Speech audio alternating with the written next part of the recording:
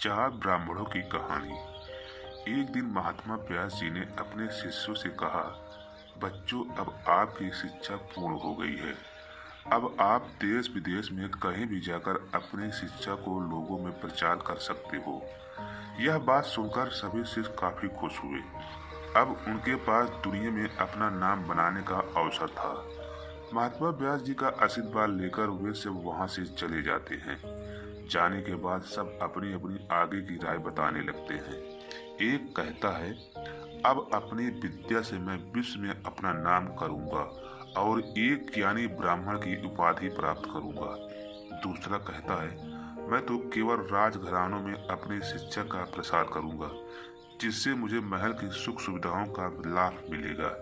तीसरा कहता है, मैं भी अपनी शिक्षा से ऐसे ही कुछ करने के लिए उत्सुक हूँ। चौथा ब्राह्मण अभी शिक्षा में परिपूर्ण नहीं था। उसने तीनों से प्रार्थना की, आप तीनों मुझे भी अपने साथ रख लेना। आप तीनों के साथ रहकर मैं अपने शिक्षा के और बढ़ाना चाहता हूँ। लेकिन तीनों अहंकारी ब्राह्मणों ने उसे अपने साथ रखने से साफ इनकार कर दिया और कहने लगे, तुम हमारे साथ रहोगे तो हमारा अपमान होगा, तुम्हें अभी कुछ नहीं आता। तब चौथे ब्राह्मण ने हाथ जोड़कर उनसे कहा, आप मुझे अपने साथ मत रखो, किंतु एक नौकर के रूप में तो रख सकते हो। नौकर के नाम से वे सब बहुत खुश हुए और उसे अपने साथ रखने को तैयार हो जाते हैं। चलते चलते हुए एक जंगल में पहुंचे, जहां उन्होंने देखा कि एक मृत जानवर की हड्डियां रास्ते में पड़ी थी। एक ब्राह्मण ने अपनी विद्या से जानवर की सारी हड्डियां जोड़ दी।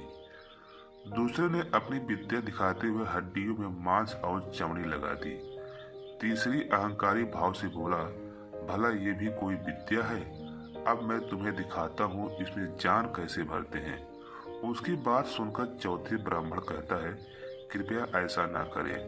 न जाने यह किस जानवर का ढांचा है और उसका क्या परिणाम निकले। तीनों ब्राह्मण को उसके इस कथन पर बड़ा गुस्सा आया और उन्होंने कहा, एक नौकर को ज्ञानियों के बीच में बोलने की आज्ञा नहीं है।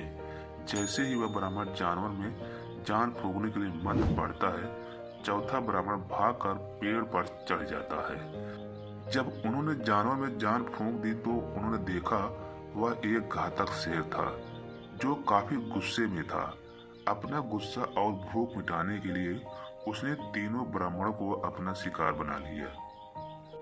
चौथा ब्राह्मण यह सब पेड़ पर चढ़कर देख रहा था। सब कुछ शांत हो जाने के बाद वह पेड़ से उतरा और रोते रोते कहने लगा, केवल बौद्धिक ज्ञान होने से कुछ नहीं होता, वास्तविक बुद्धि भी होनी चाहिए। शिक्षा इंसान को वास्तविक बुद्धि ही उसे आगे ले जाती है, अन्यथा किताबी ज्ञान तो